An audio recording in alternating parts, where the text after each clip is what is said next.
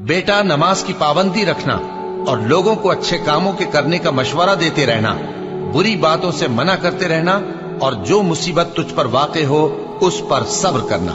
बेशक ये बड़ी हिम्मत के काम हैं। और तकब्बुर करते हुए लोगों के सामने गाल न फुलाना और जमीन में अकड़ कर न चलना, इसलिए कि अल्लाह किसी इतराने वाले शेखी खोरे को पसंद नहीं करता।